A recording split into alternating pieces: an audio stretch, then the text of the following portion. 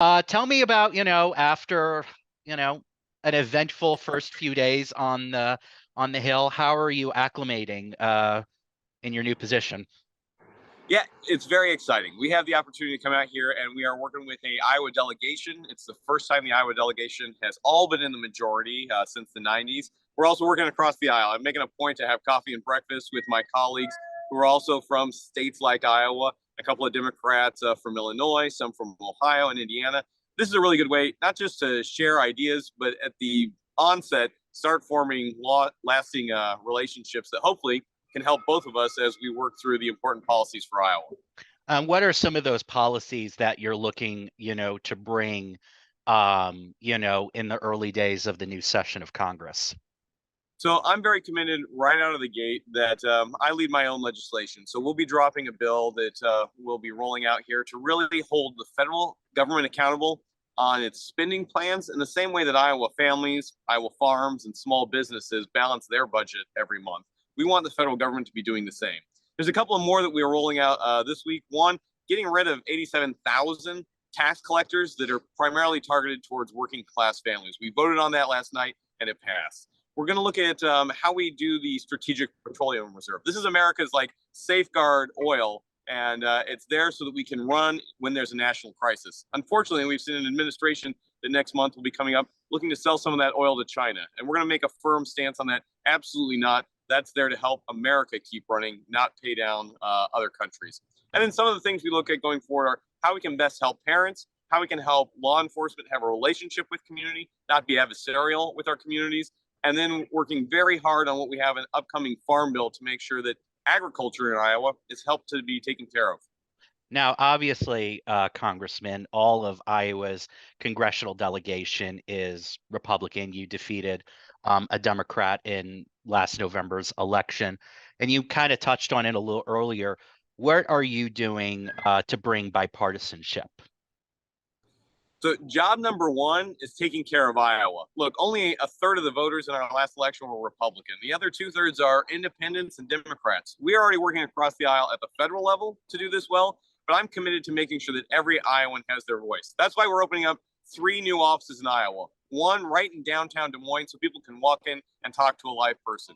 Additionally, we'll have new offices in Creston and Ottumwa where we'll have folks on scene and a mobile office where we'll be out talking to individuals. I'm already back in the district every weekend. We're holding forums so that individuals can come talk to me. And then we'll be doing large teletown halls so that folks from across all 21 counties in Iowa's 3rd district have the opportunity to get on the phone, tell me what's important to them. I think that's how we build it, not just across the aisle, but for all folks in Iowa to have a true voice in Washington. Now, considering what happened, just the unprecedented, speaker election and the slim majority that Republicans have in the House, how confident are you that new House Speaker Kevin McCarthy, can govern with, Republicans who have, different views of, not just government, but of their own party and their own direction? Yeah, so I think this is a really important conversation for the country right now. It's not just Republicans, it's the entire America and experiment that we have a lot of different viewpoints. I was excited to see that we return more power back to the individual representatives because I'm responsible for representing my entire district, not just following one person sitting in the presiding officer's chair. For the last 4 years, we saw fewer and fewer people coming to Washington, D.C., actually having the conversation, actually taking a vote with this proxy voting.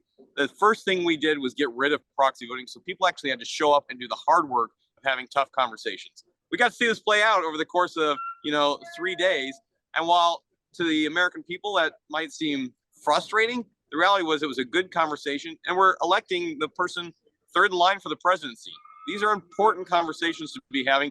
I feel very confident that having this conversation early puts us on a much smoother path for the next 24 months to really be working together on policy objectives that help the American people. What now that Republicans have the lead and of course, oversight, especially with the executive branch, what are your thoughts about what's come out with some classified documents from former President Biden's office when he was visiting professor at Penn? Yeah, so I'm a lifelong intelligence officer, 20 years in the field. these kind of breaches, whether it's coming from either side of the aisle, are a direct harm to national security. We need to hold these individuals accountable. I mean, one of the things we're going to see coming out of the Judiciary Committee is, when was this known about? It sounds like it's been known about for quite some time, and only now is it being investigated. There's other areas. We helped evacuate several thousand American and Afghan allies from Afghanistan after the fall. Why have we not had an investigation into the billions of dollars that were lost on Afghanistan and the Americans and allies who are still in country today who aren't being protected? Look, there's a lot that Congress has to do. The first is helping the American people really by getting our budget under control. But the second is holding the administration accountable to Americans to look at all types of investigations and being accountable to the ultimate taxpayer and voter.